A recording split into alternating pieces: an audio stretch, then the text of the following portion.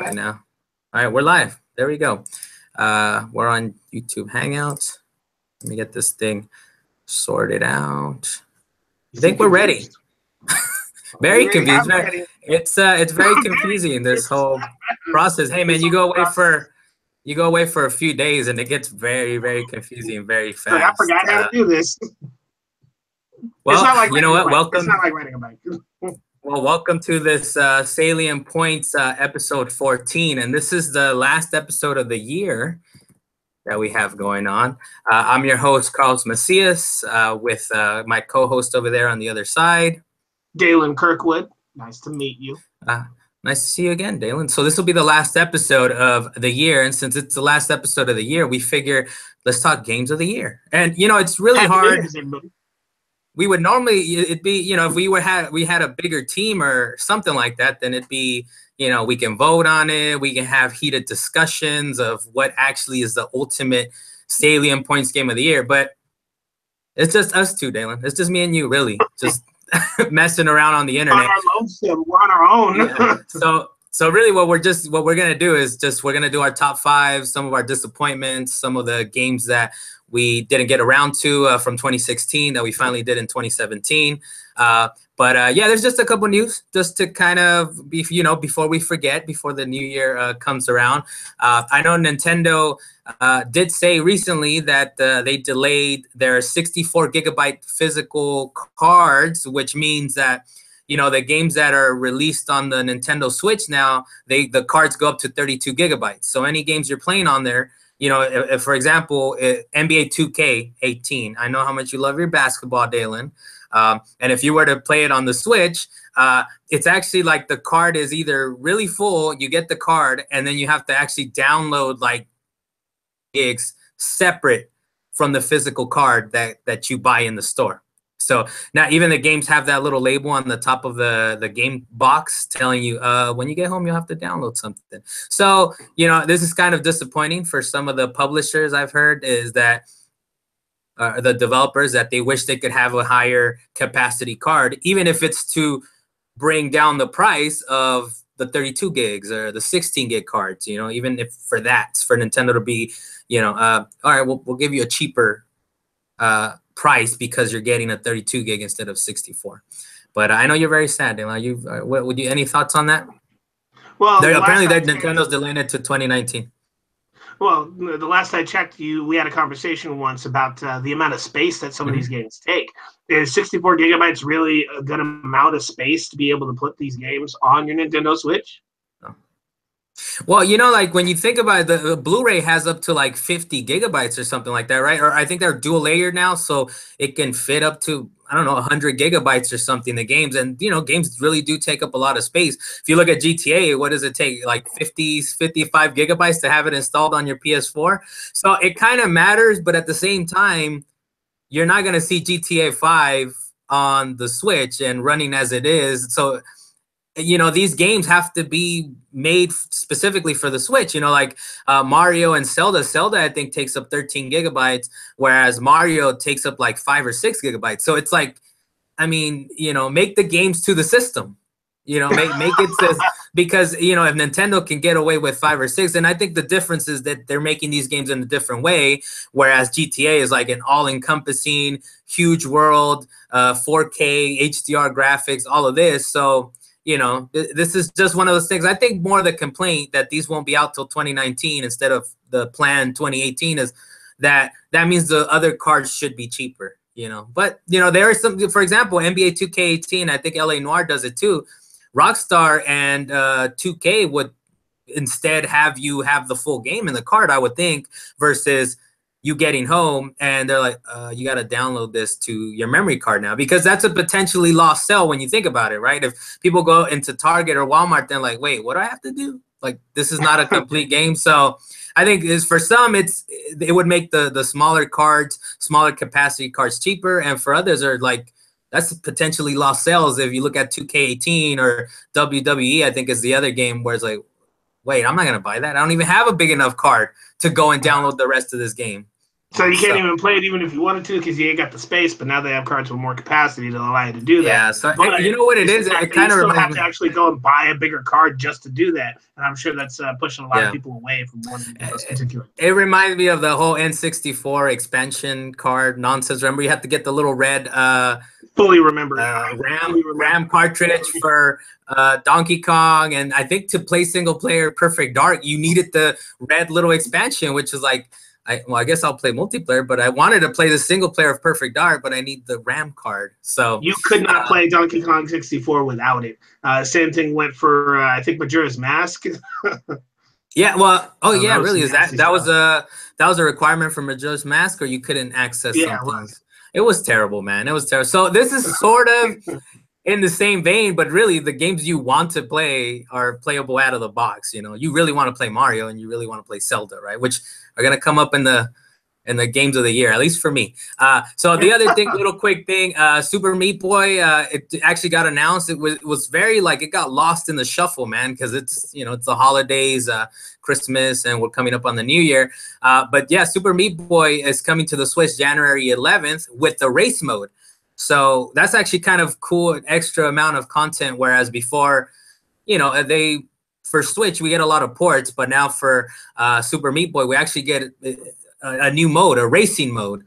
So I'm kind of pumped for that. Dan, we're gonna race and we're gonna report back to our viewers, to our listeners. Competition. Oh yeah, we gotta get down, man. You know, we gotta get down on that. We gotta get down on that. So just those are the couple big no's. I heard some rumors that there was a Super Mario Odyssey DLC, but I couldn't substantiate it. You know, I don't want to bring our listeners rumors. But I heard that Super Mario Odyssey might be getting some DLC, but I couldn't find it anywhere. So maybe we'll talk about that in the new year, right? Which I don't see why they wouldn't. It wouldn't have new DLC, but it just hasn't been officially announced, or Nintendo hasn't said this is the DLC that's coming out. Well, since we don't have anything on it, let's just talk about the video games of the year. How about that? Yeah, let's talk about stuff we do know and things that do exist. So we'll do this. So the first thing to start off with, and I know there was a little bit of confusion / controversy between me and you on this. Not the term that I use, but we figured it out. Our first pick is so this is the 2016 game of 2017, which means it's a game that was released in 2016, but you finally got around to playing in 2017. What was that for you, Dalan? For me, that was finally Final Fantasy 15, because I played that game for like 5 minutes, set it down, almost didn't go back to it, and then I was like, man, I really got to get around to that. I love me some Final Fantasy. I need to beat it. And eventually, I went back and played it. It took me like 6 months because I did it so slowly, but I eventually got through it. I mean, I had a blast playing that game, and so you did start it in DLC. You did start it when it launched, right? You're saying you didn't fully immerse yourself in it until the new year, until 2017. Man, I played the beta when that was the closed beta. Then I played the open beta, and I enjoyed it. Then I bought the game. I got through like the first 2 chapters, and then I kind of put the game down. And I never really went back to it for a while. Well, for me, the game that I got around to finally, and it's kind of cool because I got it through Monster Vine, so I got to experience the VR version, which was kind of awesome. It's super hot. So Super Hot VR, I believe, was out in 2016 too, or maybe before that. But for sure on PSVR, it came out in 2017. And I was able to, through Monster Vine, also get the code for Super Hot, the non-VR version. So I got to try both of them. And yeah, it was really awesome. It's one of my favorite games of the year, actually, Super Hot VR. It was really one of those. So I would put Super Hot VR as maybe second to Resident Evil 7, just as far as how good the VR is, where you're fully immersed. They figured out how you're not really walking around. You're kind of moved from set piece to set piece, and where you look around, you grab the weapons around you, you either throw them and you move to the next spot. But it was an incredible game, and I know you played it, right, Dalan? You were a fan of Super Hot VR. I was very much a fan of Super Hot VR. That was one of my top games of the year for me. So that being said, I'm going to actually discuss that more on that later. and by the way, thanks for playing through the ending. So you came over Oh, playing. I did that for you. Yeah, you That was came an over. accident. I didn't know I was so close. I let you. So I let Dalan play the Super Hot VR when he came over, and I was on the very last stage. I was like, "Oh, then check this out. I got Super You Hot were VR." not on the very last stage. Hey. Don't say all right. that Well, about you me played because it. you All were right. not Well, on the you very played a last stage. couple of I the did last like levels. 5 stages for you. Well, you played the last few levels of it, and I was like, "What's the ending?" And I couldn't figure out how to get back to the ending. I was trying to get the review out. I was trying to finish writing the review, so I was like, whatever. I didn't know what the ending was, but it was still an incredible game. The actual experience was great. So we'll move on to our worst disappointment, Dalan. Now, this could have been a game story. This could have been a game. So what is your worst disappointment, Dalan? Is it a game or is it a game story that was most disappointing to you? Okay, honestly, I had actually gone through a whole list of games of some terrible games that came out during this year, but only one really stood out to me because it was so actually disappointing of how bad it was and how far off base it got. Was Valkyria Revolution. Oh, okay. Wait, was that this year? Are you sure that was this Yeah, year or that was earlier this 2016? year. No, that was earlier this year, and it was so disappointing because I I was tried to waiting push for it to the so back of long. my head too. I was like, I didn't even get around to it. That's how bad it was. Like they started throwing all kinds of superpowers into it. You had to run in with a sword, and it was messing up the way that the game was being played. I was like, this is not Valkyria Chronicles. This was basically 99 Nights, or what was the name of that, Dynasty Warriors, but Yeah. Valkyria style. And I was like, no. Wait, so they went from turn-based to more of an action type of game. Is that what happened? Yeah, they went Okay. to more of an Hey, action maybe I game would to dig kind of it. ruin the experience. You probably would dig it Maybe I if you would dig didn't it. play the originals, because that's because you didn't play the originals. Yeah. Actually, I think you tried the original, but you didn't get through it.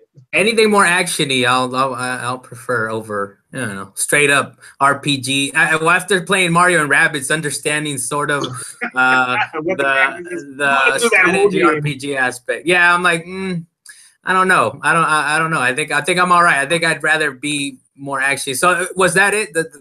That game, or was there something else, Dalan? That was the number one worst game to me, because I had a couple others that were pretty bad. It was on my dishonorables list for this. I think. Well, yeah. Yeah. This could be dishonorable disappointment. What other couple of? So this is your big one. That was your big one. But what are the other smaller ones? A couple of dishonorable mentions was I originally loved the game on Super Nintendo of Bubsy, but I guess I was a little kid when I played it. But then I played this new remastered Bubsy. I was like, nope, terrible ass game. Then there was Ghost Recon Wildlands. I was just disappointed in that in general, simply because it was basically The Division with vehicles. And yeah, but that was a new IP. I mean, it was a 4-player co-op. I mean, the thing is, like, I guess my bar for how good a game can be if it's co-op is quite low. Because it's just like Destiny. Because just like Destiny, is like those are friendship games. They're meant to be enjoyed with friends. So even if it's a bad single player game, if it has co-op, then it's like with friends it'll be good enough. I get it. With friends it'll be good enough. Doing random things. But the last one I had on the dishonorable mentions list is just because I was just disappointed in the way they released the game, was Marvel vs. Capcom Infinite. That was it. I'm not even going to go into that because I have too many bad things to say about that game. But there are say a couple of things. What did they? I think you've probably mentioned it on the podcast before. But what are some of the things that you feel are so egregious, so terrible? Well, they definitely went far away from their original 2D aspect of having Marvel vs. Capcom at all, because they went to this weird 3D 2D thing that they started doing, and the animation they had was actually irritating me because I liked the way that it originally was. But they've been doing it since 3, right? Did they change the art style from 3 to Infinite? Yes, they did actually. So the one from 3, I was able to get past that because I played Tetsunoko versus Capcom, and that was the engine that they used for Marvel's. Yeah, Tetsunoko versus Capcom. That's the art that they used for Part 3, and I was able to get past that because the gameplay was still fun. They still had a lot of characters that I liked, even if the roster was a lot smaller. But Marvel's Capcom Infinite, the roster was stupidly reduced, and they took out all the X-Men characters. Now, did they give you this roster back? Did they give you the power back by allowing you to buy a lot of these characters, or no? That's not how it works. No, they didn't. They Okay. didn't at all. They started adding other characters, which started to redeem the game. But my biggest folly of that video game is the way that they created their new battle system. All Because right. they changed the That's button layout, that's the way fair. you do Yeah, I specials and always I attacks. always I'm like, leave this God to you, damn Dalan, since you're the fighting fan. I'm like, whatever. I just move on. But yeah, it. I'll believe it, man. Injustice 2 though was pretty good, right? Yeah, at least the campaign was quite good on that one.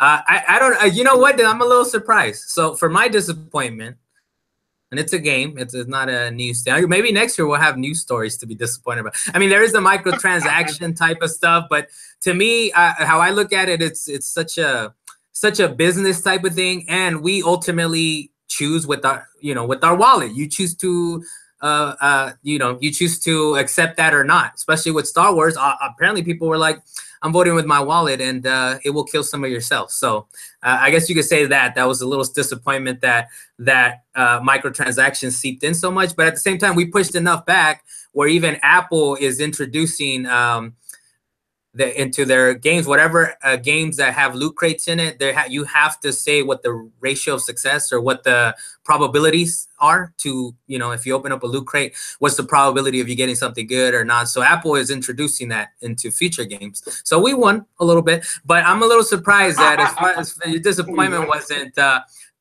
Destiny 2, Dalan. Destiny 2, I just can't.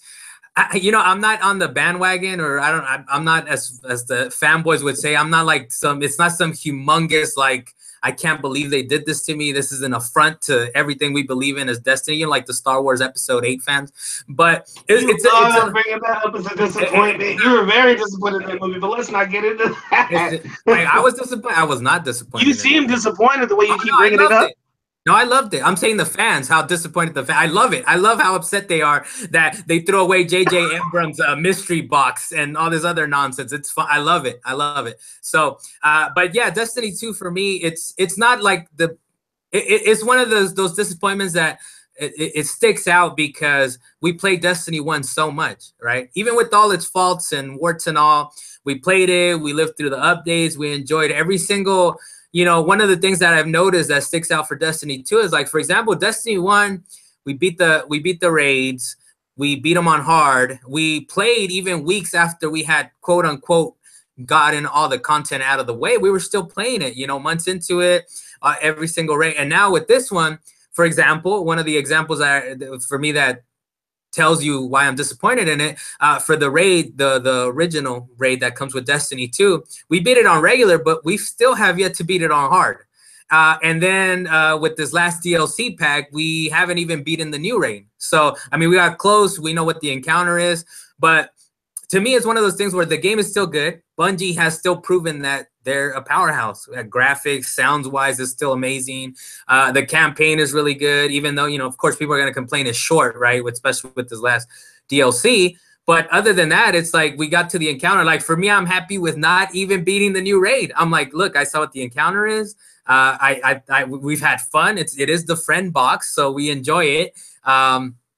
But other than that, it's kind of like we haven't beaten it. And I don't think I'm too upset about that. Which I guess is in a way is which to me I guess is disappointment. I mean, we'll get DLC 2 and I'll still play it based on this experience with DLC 1. I'll get the next one and we'll play it for a week and hopefully if the raid is good enough to where I want to beat it and then enjoy it for a week, and hey, that's it. Basically what any other game is, Dalan. When you buy a game, right, a $60 game, which is not supposed to be online dependent like Destiny is, you buy it and you enjoy it for a week, 2 weeks, however long it takes you to beat it, and that's it. And that's how I'll treat Destiny 2 going forward, unless they make some major overhauls, unless they figure out this whole reward system that was a little disappointing this time around. Now, I did mention this as soon as we started doing the new raid, like back when Destiny 2 first dropped. I had mentioned the fact that they actually messed up the way that the reward system was. No, that was since Destiny 2 dropped. Since Destiny 2 dropped, that was it. Well, yeah, I'm just saying that for Destiny 1, we would actually go and beat the hard raid because you would get that high-level gear. Now, you don't need to do that. You can just go do any event or any activity and eventually hit max level. That is one of the things, and I don't think I'm too disappointed about this. That is one of the things that I think I've heard some of the complaints that people say is that they've made it casual friendly, because if you go to people that play Destiny 2 casually, that that were not playing it as hardcore as we are, Destiny 1, if you compare it to that, I think casuals have fun with it. I think it's fine. They don't got to grind as much, and I think that's fair. So it's one of those things where I'm kind of like I have mixed feelings about. Whereas wait, so I didn't have to grind as much. That's a good thing. I'm able to put it away successfully.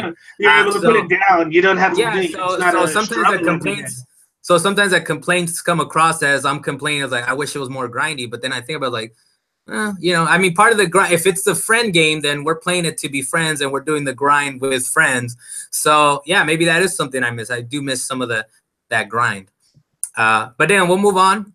There's before we get into our honorable mentions of the year and then onto our top 5 for good games. There's one thing that we missed. There's like to me it's for 2017. I'll call it 2017 regrets. These are games that people were talking about that you're like, I'll get around to it, and you just never did. So 2017 regrets. What are games you wish you played, Dalan? Okay, well, just to put a little extra on that, some of these games I could not play because again, I don't have some of these systems. Yeah, you have an extra layer of regret because you start with the system, right? You don't have a Switch. You don't have an Xbox. I don't have a Switch. I don't care about not having an Xbox One, but there are some games that are now coming out for it that I do want to play on it, like PUBG. I wanted to play that on Xbox because that seemed funner than I expected. But the small list of games that I do have that are like way up there that I'm like, man, I wish I played these, or I wish I had the money to play them, whatever it might be. The very top of my list right now is Cuphead. Because I saw that game, it looks entirely beautiful. And I'm so down to play that game because I love me some platformers. And I used to watch those type of cartoons all the time. And I'm ready to be immersed in that kind of world. Another one that you and our friend Jeremy Lowe, he loves to, you guys love to talk about, or at least you did for a good long time, was Nier Automata. I didn't get a chance to play that. I mean, I tried to borrow. That's on PS4. Like, no, That's on PS4. That's on PS4. I know, but yeah, it's still a regret. That comes down to me buying it. That comes down to me buying it. I got other games I had to buy first. I mean, another game that was on PS4 was Sonic Mania. US Gamer put it as number 2 on their games of the year. So maybe you maybe you want to get around to Nier Automata. I think Nier Automata is like right up your alley, like right up Dalan's alley. The only thing is, and I don't want you to me, it was perfect.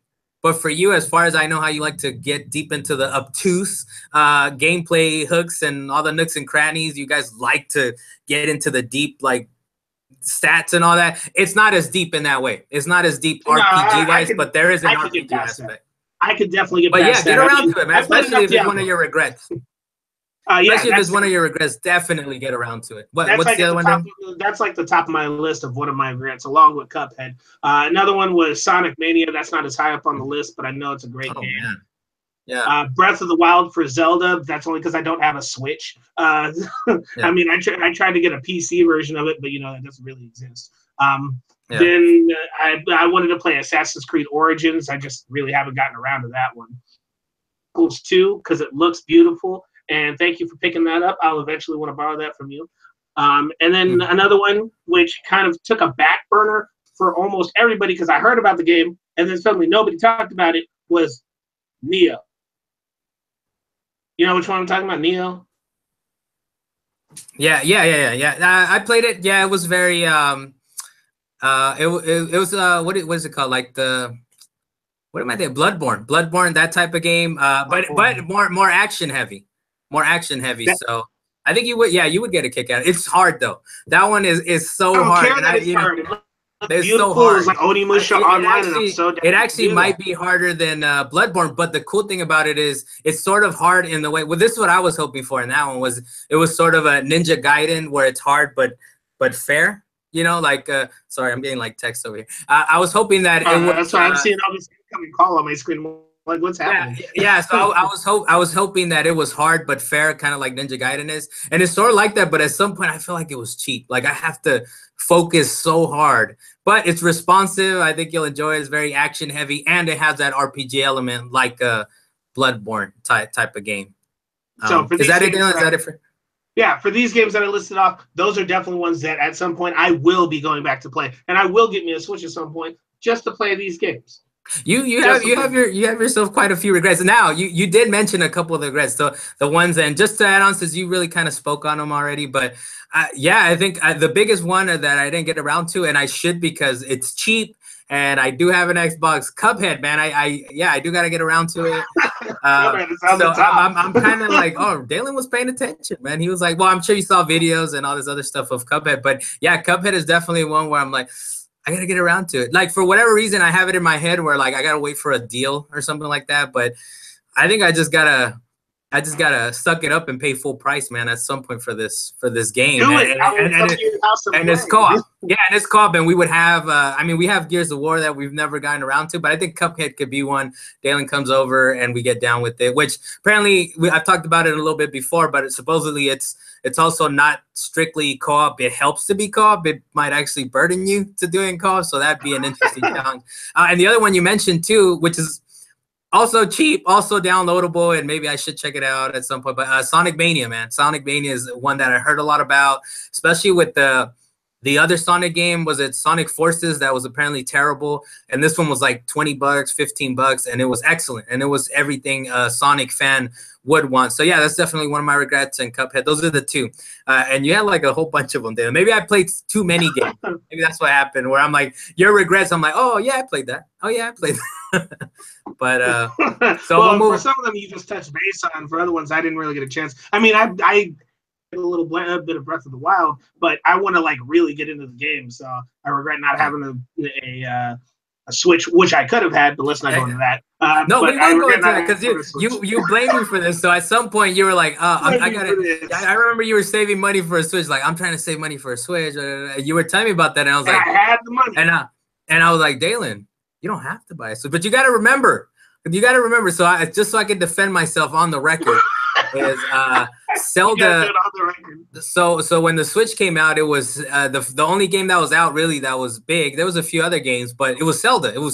And Zelda, like I told you, I was like, you can play it on a Wii U. Find yourself a Wii U, and you can play Zelda on it. Right? It's terrible that they didn't still leave because when it was going to launch on the Wii U originally, it had the touch controls. Like you could actually move around, pinch the screen and all this stuff. And because it came out on the Switch, and even though the Switch has touch, which I don't understand why they didn't keep the touch aspect to it either, because it's also on Switch, I think it was the touch, or you might be able to touch. But on the Wii U, since it was dual screen, you could have the map on the Wii U, on the actual tablet controller, and you'd have the game on that, but they took that away where you couldn't get that on the Wii U, which is terrible. But yeah, that was, so to continue to defend myself, I was like, well, there's only one game, Dalan, and you can get it on the Wii U. Now, the library is strong, and yeah, get a Switch now, man. Get a Switch now. Oh yeah, thanks for that. All late. So we'll move after I'd already spent the money on other games. Just so I could get my side of the story out there, and we can go to the next topic. You know, but anyways, next topic. So next one is honorable mentions. So honorable mentions is basically your top favorites, whatever. We won't get too deep into it, but it's basically what didn't make it into our top 5. It's our honorable mentions. What are your honorable mentions for 2017, Dylan? Well, actually, I have a few games that were pretty good. I played them and I just don't own them. That would be Battlefield 1. I had Battlefield 1, but I kind of got it. Battlefield 1 was 2016, Dalan, so that should have been. Battlefield 1 was 2017. I'm pretty sure that was this year. Nope. They might have done DLC or something like that, or it was. It's still pretty big. People are still playing it, but that's 2016. Yeah, well, there's that game. Keep it current, man. All right, Crash Bandicoot: The Insane Trilogy, because that came out earlier this year, and that was just an excellent game because I was playing at your house for a while. I mean, I originally beat all 3 games anyway, but they're still excellent. Farpoint VR. That was definitely up there for me. And that was one of those, you had woozy moments where me and you were playing co-op and Farpoint, and all I hear on the other side of the mic is, ooh. I was like, wait, I got to step down. I heard something where it wasn't exactly you like yelling out in pain or anything, but it was definitely, I could sense it. I could feel it, and I could imagine it, where you just fell over. You just keeled over while we're in the middle of a match or middle of a level. That's right. That's what happens. Then another game, not VR, was Ark. Because I know that's a good game, but I never really got a chance to get really deep into that game. I played it on PC for a little bit when it was still being built, and then they moved it over to a system, and I was like, maybe I should get it. I never did, but Wait, you know, I Ark. know some I people. haven't Arc. heard of Ark. You ever Wait, heard of Arc? Dylan, Arc? Dylan, It's the dinosaur take a quick one. step back. Honorable mentions are you played these games. You just didn't. I They're not in your top five. Yeah, I Oh, you played might them. play They're them. not in my Okay, top okay. five, but they're really good games, and I wanted to get into them. They're like, what's Ark? You know, all You're, right. So you're, I apologize. I know what Arc I apologize. is. I That's an apologize. MMO. Continue. Oh no, that was it. Yeah, that was Oh, it. yeah. Okay. So I have quite a few. I have quite a few. We'll run through them really Dang, quick. how many you Just a got? couple. Hey, man, there's a lot of games. There's a lot of games, and trying to bring it down to top five. But even so, you're mentioning some games where like I didn't even think to mention those. Actually, I'm like, oh wow, there's a lot of games. Like, yeah, the Naughty Dog remake of well, actually, was it? I think it might have been Activision. I think Activision might have done a good remake. I believe it was them because Activision now owns Crash Bandicoot. They own Crash Bandicoot now. I did not know that. Yeah, so that I'm sorry, I didn't mean to cut you off, but you reminded me one other game. Was but I'll mention it later. Continue. Yeah, what is it, Dalan? What is it? One other game that actually took me by storm when I originally picked it up was Neon Drive. Okay. Okay, I see the roll in your eyes. You're trying to figure out what I'm talking about. Neon Drive. An honorable mention. Yeah, that was good. That was definitely an honorable mention because you have to go to the beat with your car and you have to switch tracks and dodge obstacles. And it's visually stunning. Music is great, basically 80s music that gets you very into the game. And if you miss a beat, you're dead. Period. And you skip tracks. What was this for? What system? What system was this for? It was a downloadable game for both the PS4 and the Xbox 360. Okay, yeah, I must have missed that one completely. Okay, I got my list. And one of these I think you'll like because it shows up on two different lists, but I think it's fair. Honorable mentions, Uncharted, Lost Legacy. That one could have been in my top five. It was such a great game. You have the two female leads.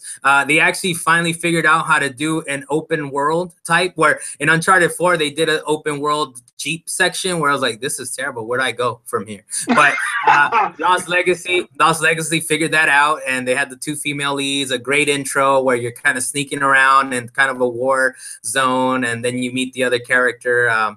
So it's really great. It's a short game, but you know, how about this? You know me, I love my short games. So I know you love your short games, and I agree with you on the Jeep part because I got stuck on the Jeep part in Lost Legacy. I just Lost Legacy. Did you not play Uncharted 4, the Jeep part? Because the Jeep part was terrible in Uncharted 4. But Lost Legacy, they figured it out.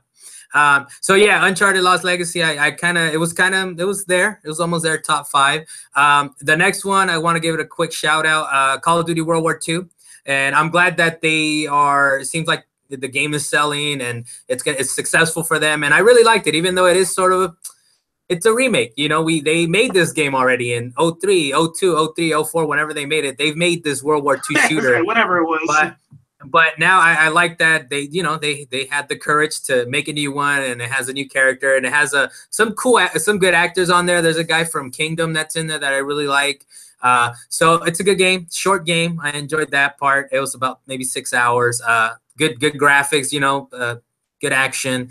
I miss some of those guns. I miss some of the M1 Grands that, that you shoot the and you hear that little loud. Okay, good job. Oh, it's beautiful. It's beautiful. So yeah, shout out to that.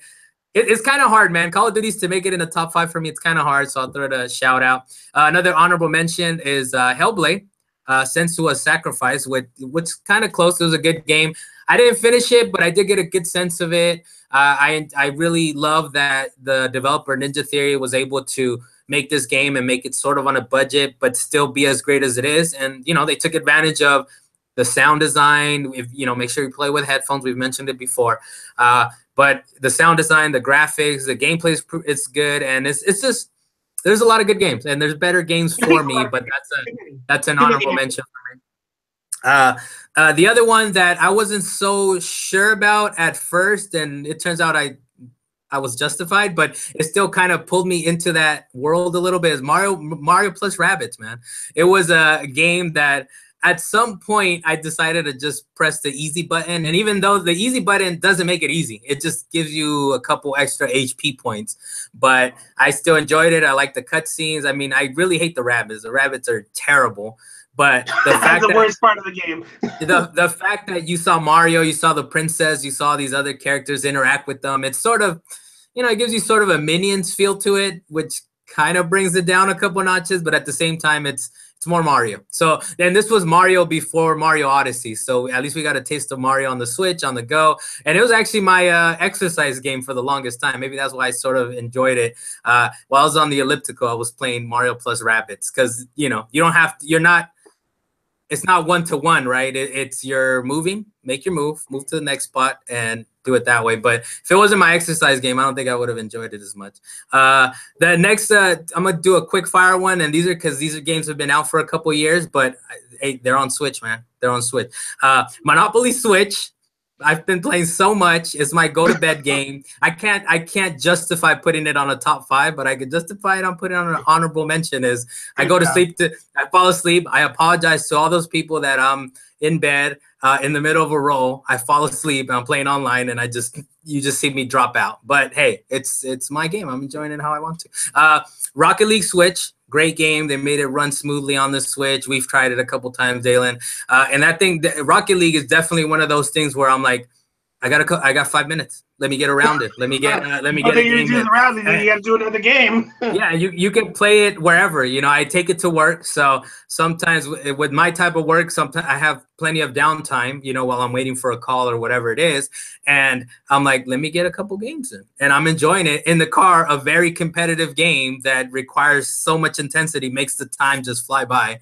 And the last one, one more after this, just because I want to see your reaction to this after this one. But Puyo Tetris. Puyo Tetris is definitely one that, Tetris has been around since the original Game Boy, or however long it's been around. It's one of Russia's greatest exports, I would say, to the U.S.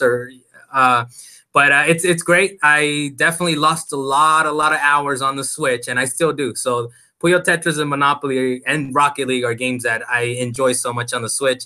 And it's great. It's a great version because Ubisoft is terrible at making these games that have been around forever. They're terrible at Monopoly. They're terrible at a Tetris game. So even Monopoly, man, is kind of terrible, but that's just a testament to Monopoly that I still play it, even though it's Ubisoft made. I did call the fact that you were going to put Puyo Tetris somewhere on your list. I actually said that to everybody here. It's honorable because I can't justify it either because it's been around for so long. It's just a great Tetris.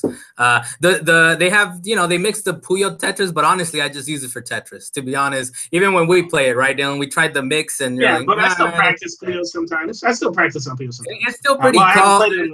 It's still pretty cool and intense when you do the switch from Puyo to Tetris. But the one where it's like an amalgamation of like where they're all dropping and they kind of take over your Tetris pieces or your Puyo pieces is kind of, I don't know. But as far as just Tetris, it's incredible. The online community is still active because I'm still getting beat by Japanese players all the time.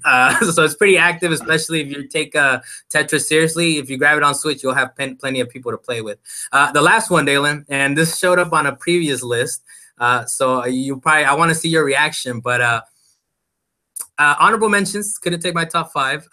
Destiny 2 is in my honorable mentions of the year. I know it's my disappointment, but like I said, Dalan, it's still good. Those guys at Bungie, man, they make great games. They just can't figure out the reward system. They can't figure out, like, reward me. This could have easily made my top 5. Destiny 1 would have made my top 5 like 3 years running if we had Salient points back then. But yeah, Destiny 2, it's not in my top 5, but it's definitely my honorable mentions. I love their cutscenes. The gameplay is still solid. We still have fun as friends playing it. It's just, it doesn't have me hooked as much as before, and that's disappointing. But yeah, it doesn't fit in even in your honorable mentions, Dalan, Destiny 2? No, I'm not going to put Destiny 2 in my honorable mentions. Now, the one I will put in my honorable mentions, and it didn't come out this year, and I know that. The only reason I didn't actually say it is because it was older than 2017, was Jotun. I don't know if you actually know what that is. It's Jotun. It's a small game that came out for the PlayStation Network, and I enjoyed the heck out of that game. You're like a Viking running around in like 5 different levels. And I appreciate 2 things, Dalan. You threw in honorable mentions. We're talking about 2017. So I appreciate that you just threw that out of I did. you You're throwing threw all the that out games the too, window. so don't give me that. And then the next thing you do is you throw in an obscure game that nobody knows, nobody has heard No, about. So that is not true. congratulations. That is not true. Congratulations, you have your honorable mention in there. I All right. mentioned this game to you multiple times, and you've even watched the trailer for it. Well, how You need about to this? watch the trailer again. That's an excellent game. Just to cap this off, Dalan. So Destiny 2 wouldn't not in your top 5, not in your honorable mentions, then. Oh, I didn't say that. I didn't say that. Oh, okay. Let's see what we got next going on. So our top 5, we're gonna go back and forth. Like I mentioned earlier, it's one of those things where it's just me and Dalan. It's just two knuckleheads talking about games back and forth. So we'll do our top 5. We're gonna start at our number 5. It'll be Dalan, then me, and we'll go back and forth. So these are games that, well, I put some thought into it. I put enough thought into this list where actually what I did is some of these games I hadn't played until about a week ago. But what I said is, like, I'm sure these are really great games. I did play like 2 or 3 minutes of them. And then in this last week, the last few games, I actually dedicated some time to them. And how I kind of figured out these are my top 5 is like, these are addicting. This is so good. It's so fun to play. So that's my top 5 is, but we'll get started with you, Dan. What is your number 5 game 2017? My number 5 game is actually Destiny 2. Oh, plot twist. A little M. Night Shyamalan in there. Now why is that, Dan? Don't get me wrong. I love Destiny 2. I love Destiny in general because it's this type of fresh first-person shooter game, MMO. You get to play with your friends. I guess they want to build that community for people. It's not really what I aim for, but well, they've been doing the last 3 or 4 years. Yeah. That's what they've been doing. Yeah, they've been doing that the last 3 or 4 years, and they do a good job with the. I guess they do a good job with the community part because there's still some people in that community that just needs to get shut down. But like in any community, like in any case, there's toxic players everywhere, right? But it's actually one of those games where I was debating on saying Final Fantasy XIV Stormblood as my 5th place, but it just barely beat out Stormblood simply because I just can't put Destiny down. I keep going back to it. I don't know what it is about Destiny. There's just something addicting about it, regardless of what I do. Yeah, I mean, so Stormblood would be in your honorable mentions, right? It would be in your top 10. Stormblood. Well, it's not there. Well, Stormblood, I guess you could say the DLC came out this year, and I didn't put it on my list simply because it's Final Fantasy 14, and I wasn't including expansions. Because if we went based on expansions, then my lists would be a lot bigger. So it was close. Stormblood was close. You did enjoy that one. That would have been in there somewhere. My number 5. Resident Evil 7 in VR, man. This is the game, like I mentioned it earlier. Resident Evil 7 is like the prime example, the definitive, like, this is why you need VR. You go in there, you go into this, and I mean, it's a great way to introduce Resident Evil to a new version of Resident Evil because Resident Evil 4 was, you could say, was sort of the pinnacle, or I guess the pinnacle in the fall. Because you could say they turned it into a third-person shooter, which was great and fun, but then that's where it kind of pivoted into more of an action-heavy style game, right?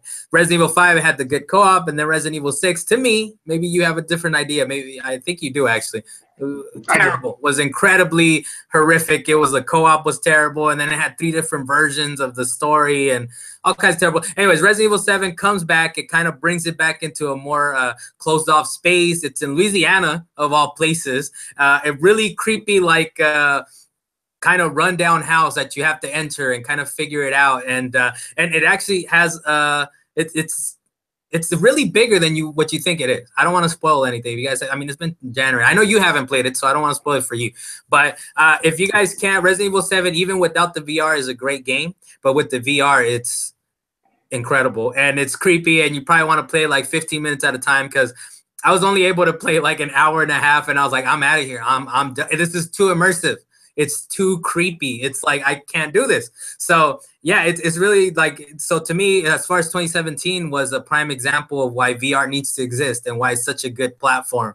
Resident Evil 7 number 1, and then number 2 is Super Hot VR. These are like the prime. If you haven't played these, if you need convincing that VR should exist and that it's a valid platform, a legitimate platform, then here you are. These are 2 prime examples. And, one of them made my top 5, Resident Evil 7. Dalan, what's your number 4? Well, I'm just going to touch base really quick. Yes, there's a huge difference between 5 and 6. And I wouldn't say that Resident Evil 6 was the worst game, but it's the worst in that series. I'll definitely admit that based on when it came out. What is your I number mean, four game of 2017, Dalan? you trying to cut me off. Hey, I'm just going to throw out there a quick shout out for it. Evil Within, I'd rather play over Resident Evil 6, definitely. All right, so Well, over my six, number, sure. So you yeah, you got me back in. You sucked me back in there. I was like, what is he about to say? Because I was like, Evil Within 2, he didn't play it, or no, maybe I he played didn't a play little it. bit about a I little. don't miss So, Resident. I don't miss Evil Within so 2 I'm because like, I had that it can't when be it his just came out. four. So I was like, that can't be his No, four. So good no, but job. no, Anyways, my what's your four, number? What's my your number? four is 2017. actually Super Hot VR. My Oh, four okay. Oh, is Super Hot VR. you were that convinced that pulled into it that you played a few levels and it struck you that hard. That I game appreciate it. was too addicting. I would go back and replay that game over and over and over again. It has no real story to it. I don't care about the story at all. It was all about the gunplay. That's what it was. It Yeah. was just too much of a fun aspect. You pick up swords, throw them, pick up bases, throw them, shatter these people to pieces. It was fun to watch, even with the goggles on up close. Yeah. You had to really stand up, duck down, and move around. They really did a lot with that VR system, and it really showed what the VR system could do. Don't get me wrong. I know you like your Resident Evil 7, but I didn't get into that, even though I own the game. Yeah, no, But I think they're both up there, man. They're both equal. Just for me, like Super Hot VR is a great, incredible. I mean, it's really only like 2 or 3 hours long, and I'm not the guy to complain about length because the shorter the better. But Resident Evil 7 was a full game, fully playable.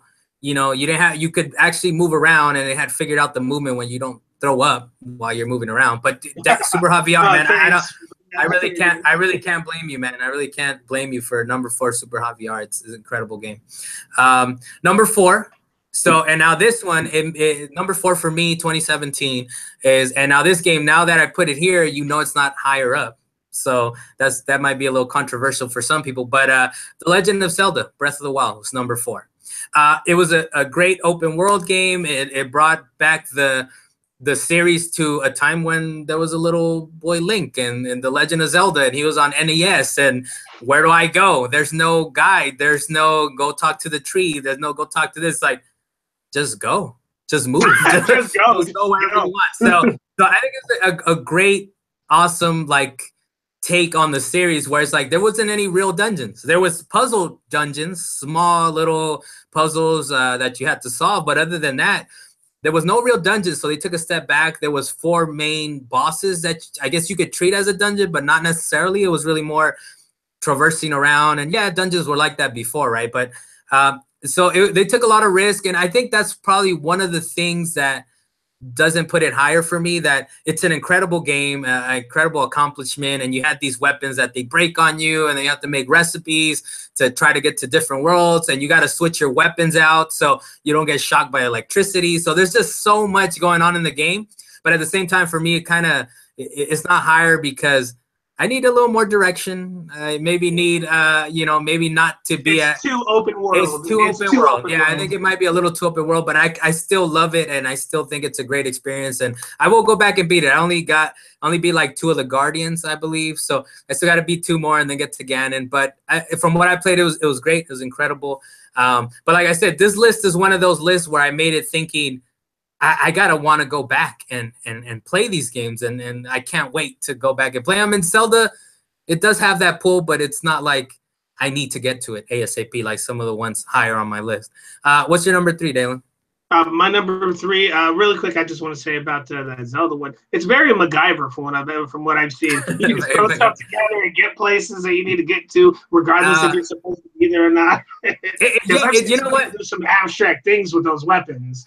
Yeah, like it's really cool in that way, and that's kind of what's cool about the world. It's so open world that it's like, just figure it out. You might be able to get to it, and like there's some parts where you can solve it in different ways. For example, and this is early on. I hope it's early on because you can go wherever you want. But to me, this feels like it was early on. You go to where there's sort of a volcano, a hot section of the world, or cold, whichever one it is.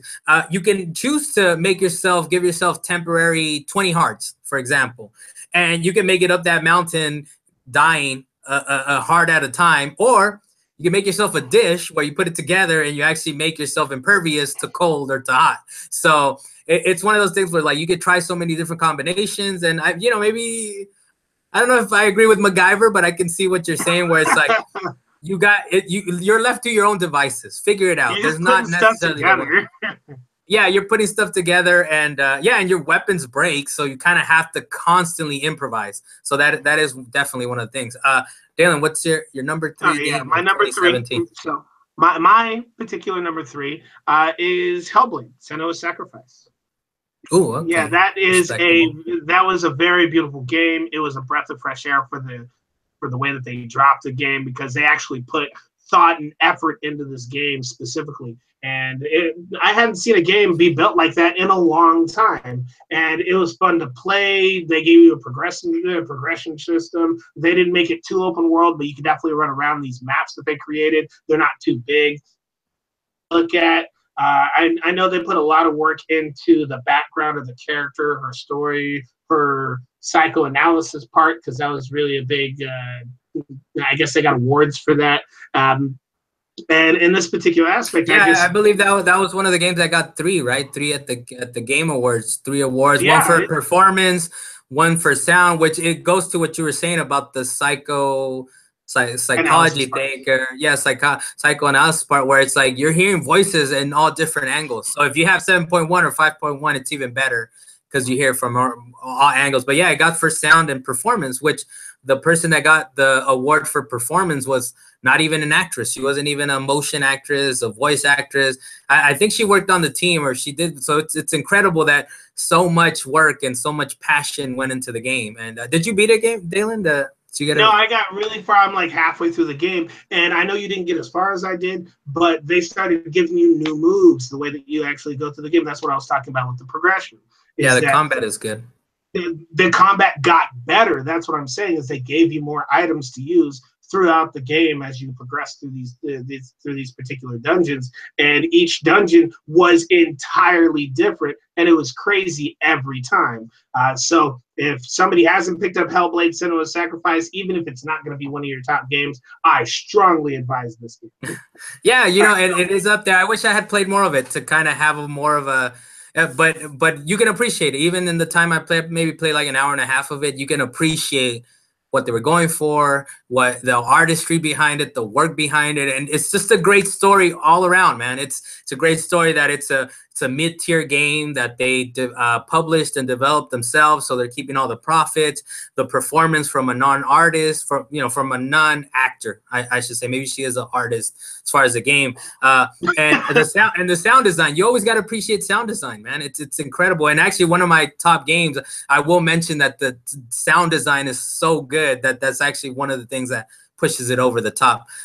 So my number three, and I really did kind of have a hard time choosing between my number three and my number two, but I have to give it to Mario Odyssey, Super Mario Odyssey. It's an incredibly fun game. It's to me, the only thing with why it doesn't place higher is it's a little inconsistent. Some of the worlds are, and I get it. You're going to these different distinct worlds, and that's part of the charm, right? That you're not the worlds don't follow the same rules and all that, but it's a little jarring sometimes, and because some worlds are really, really fun, and then other ones you get to them like, all right, I gotta figure this out, I gotta go to mission to mission. And I think one of the things was my expectations were really so high for it, because it is kind of like you look at it and it's like, oh, this is a return to Super Mario 64. This is one of my favorite games of all time, Super Mario 64. So I can't wait till they go back to it. And it's N64 in the sense where you're going from world to world, you're going to these different places, but it's really guided too. There's goals to it. There's like you're gonna reach a flag, you're gonna get here, you're gonna go there. So it's really guided, and I did appreciate that. And then it opens up once you get to the goals. But yeah, it was great. It's just plainly just a fun game. It's just it's number three for me. I wish it would have been higher, but other than that, I think it's on there. It's in the top five. Did you turn on a fan or something, Dalan, or anything No, I like that? didn't. You're just tripping. But I will say that you're tripping. But I will say this, Carlos. Don't worry about it being higher on your list, because it's higher on my list. It is Cool. actually my number two. There you go. No, oh, sorry. I appreciate I didn't intro that. Number two, 2017 game for Dalan that he only played for 25 minutes, but hey, No, it's a great game. Carlos, you weren't paying attention. I played that game for like 2 hours. That's how much I got Okay. into that game. It was way better than it needed to be, or at least to It's me good. it was. It's good. Because when it comes to a Mario game, it's been a long time since I've been really engulfed in a Mario game like that. I know there was Mario 3D Land for the 3DS that was apparently really good. Then there was Mario Galaxy 1 and 2, but I didn't get a chance to really get into either one of those. Well, actually, I got a chance to get into Galaxy 1, but I didn't get into Galaxy 2, and I heard it was better. But the fact is when I picked up Mario Odyssey, it really did feel like Mario 64 with updated graphics, and you're in a whole new universe. And having to collect all those moons, and I know there's way too many moons, I still had fun doing them, transferring them to other bodies, doing all kinds of random things that I didn't know that I'd be able to do. And the way that they actually put the game together, even though it may not have the same feel that you wanted, to me, it was just way more addicting than I expected it to be.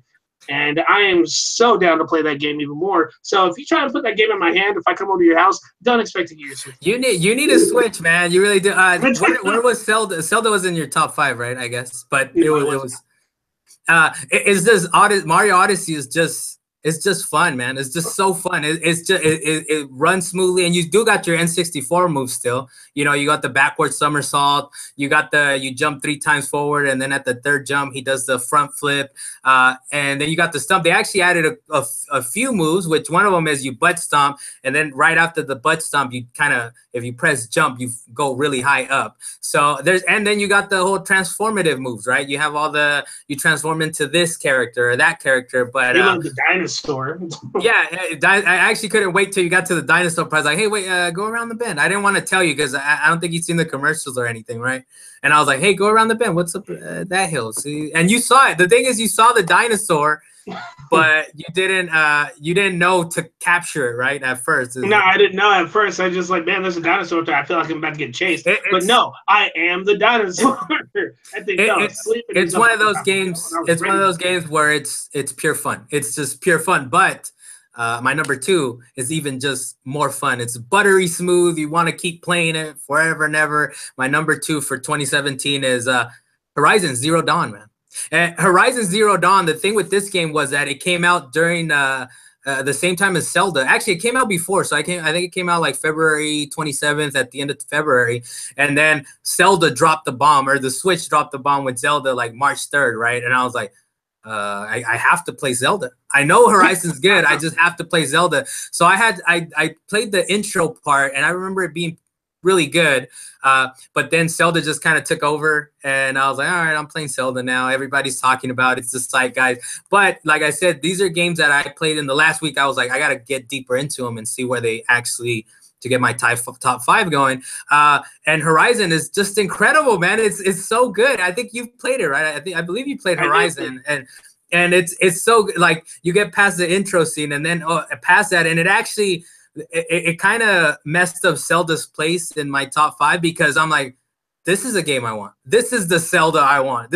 I want it to run as smooth as this. I want it to look as incredible as this is. The story is great. I mean, there's a couple of weird moments in the intro scene with the little girl. She looks a little weird at the beginning. I'm sorry. She just looks a little weird. But then when they grow up, and then you get to play as Aloy, like when she's older, the story is great. The graphics are great.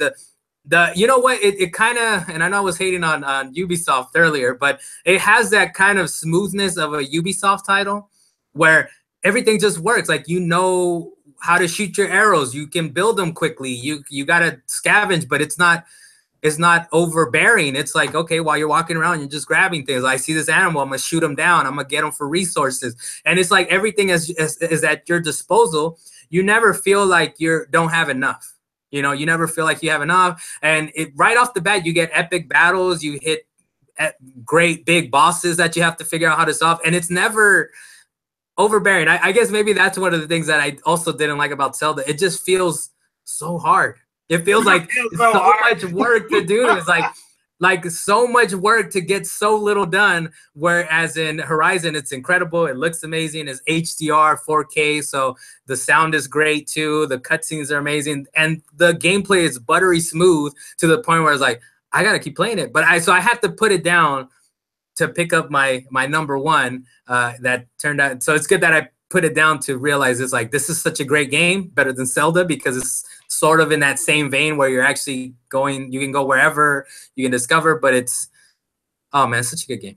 It's such a good, and what, the Horizon, I don't know. I don't want to spoil anything because you haven't mentioned Horizon up to this point, but I'm hoping.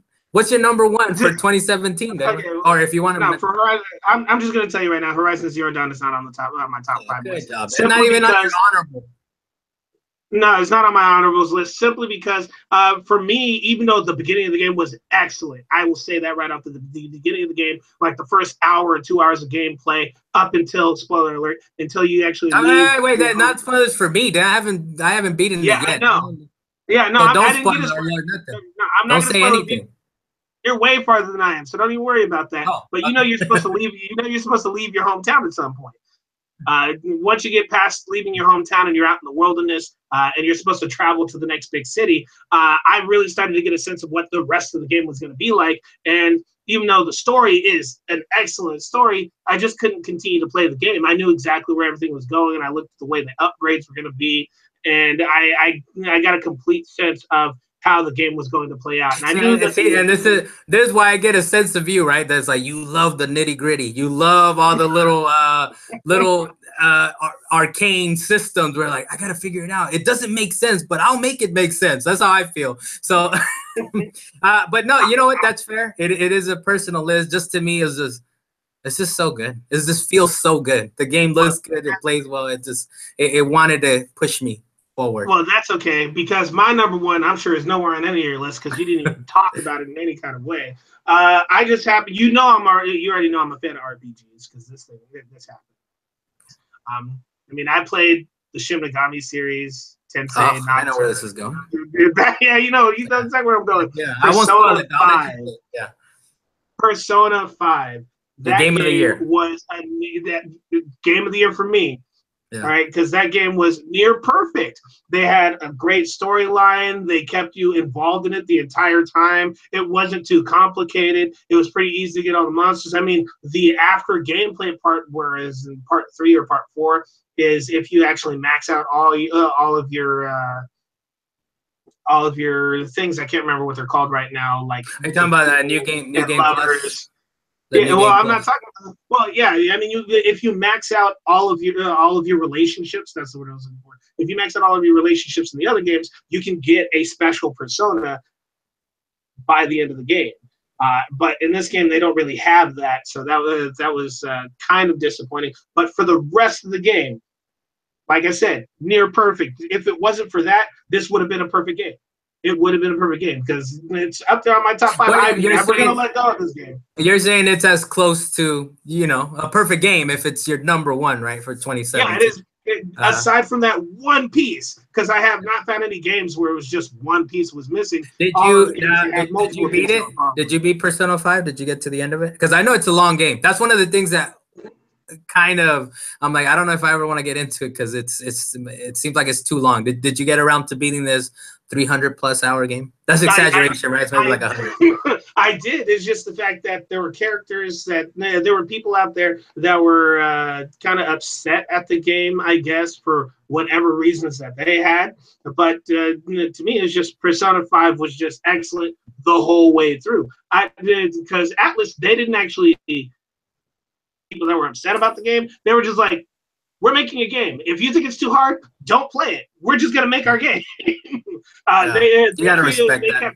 They kept true to themselves in every game that they made.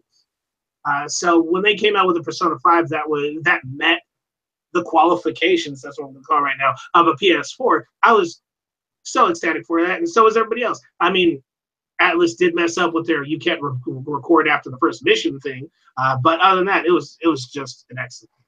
Yeah, man, I appreciate that. Actually, you know what? I would have, I could have even put it in like my regrets. But honestly, I've had Persona 4 Golden on my Vita for so long. I'm like, I'm gonna get to it.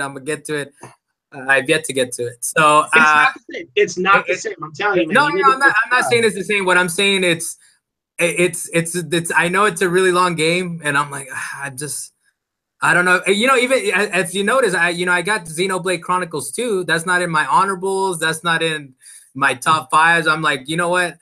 How about this then? If I ever beat Xenoblade Chronicles 2 on the Switch and it's portable, I'll probably get around to Persona 5. Remind me that Oh, Persona good 5 job. exists. You know how many hours that Xenoblade It's Chronicles 2 another is? one of those 100+ers. That's like saying I'm gonna play Rogue Galaxy first and then come But back. Let's see but what happens. but it's hey, but it's it's portable, so the likelihood of me playing it is higher.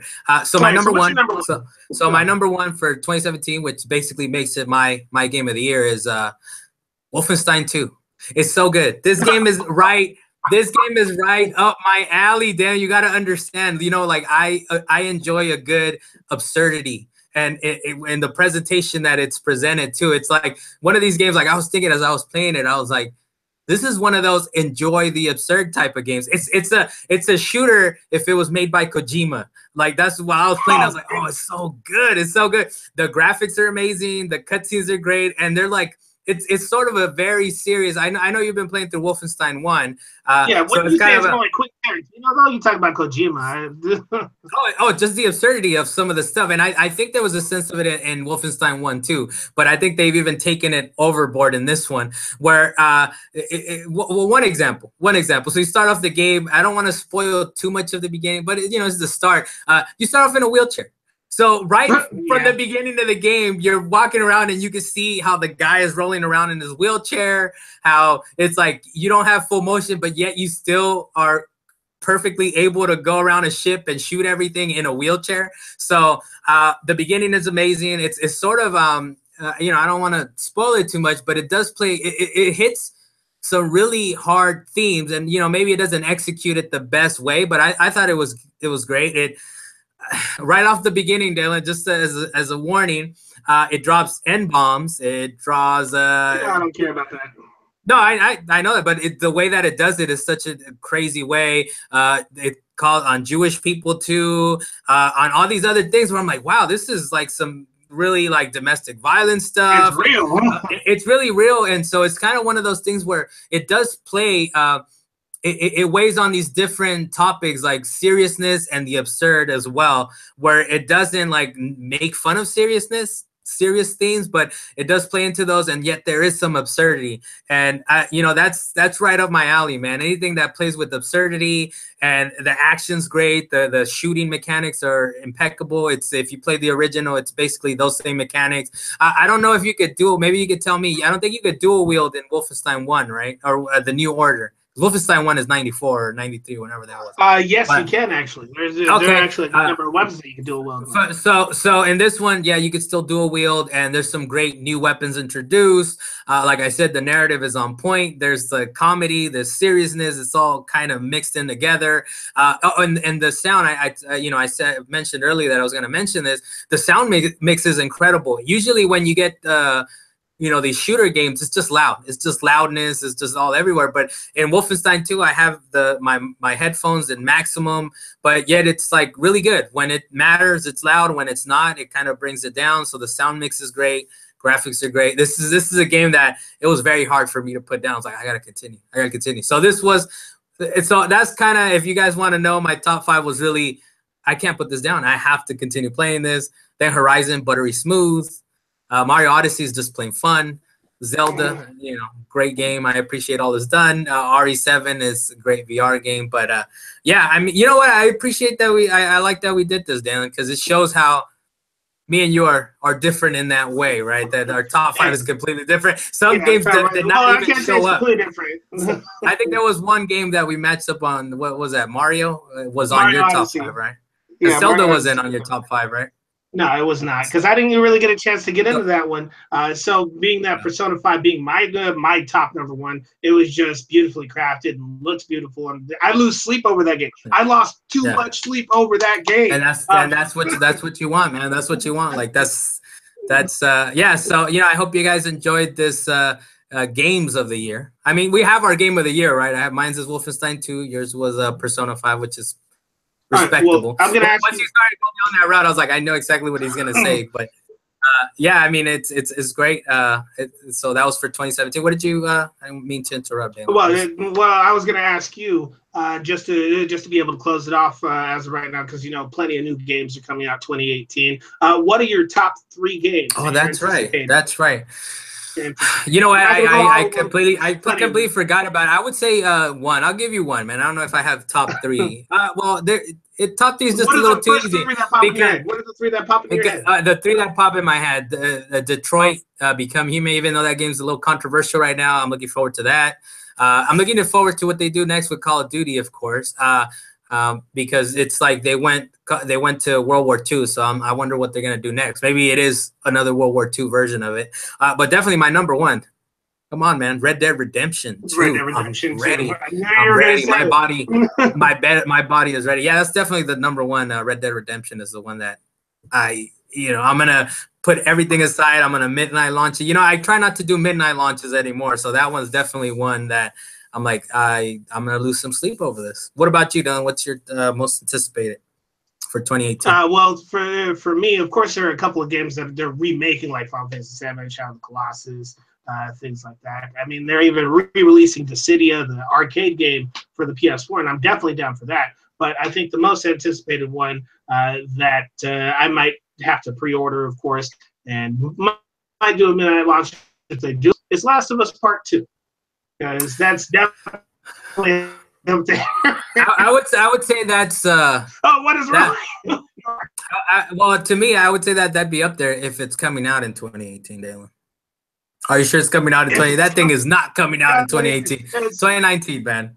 We'll get early 2019. It's a hope. It was a hope. Right, it's a hope, but that hey, before we have mentioned it before, just so we can we'll see you guys next week. We'll probably take Monday, Tuesday off, right? We'll probably be back like Wednesday or Thursday. This time it was Thursday because we had our things to do, our obligations, right? But we should be back next Wednesday, next Thursday. But before one thing though, Dan, I will have to say what was your Christmas gift this year, Dan? And I know we have it on record on a couple previous podcasts. Man. Why you gotta bring it up though? You are an owner of what game? I know you were hating on it a few episodes ago. Well, you're also an owner of a brand new game as well, so don't forget that. But there's really no big deal to it. What game do you own? What did you get for Christmas, Dalan? I got Final Fantasy 12, the remake. I don't even remember this Revenant Wings or whatever the heck it's called. I don't even care what it's called. They didn't need to remake or re-release that game. It was unnecessary. Dalan, it exists. That's great. Dalan, let it exist. Let it exist. It doesn't need to exist. And now you own it. I know I own it. Now I'm going to have to play it just to see what it's actually like or how they actually change any of the mechanics. Thanks to you. And I didn't want to have to put that game in my system again. So for the last salient points number 14, the last salient points of the year for 2017, we will see you guys in 2018. Again, I am Carlos Macias. You can find me on Twitter at @ADuceClean, and my other host. You are livid. I'm vexed. That's what I am. I am the vexed Dalan Kirkwood. You can find me on Twitter at _Zacia_ XEXIA. So see you guys next time, hopefully very soon. Dalan, just go ahead and play the Final Fantasy 12. It's all right. It'll be all right. Just put it in your system. You're a proud owner. It's okay if it exists. It's okay if it exists.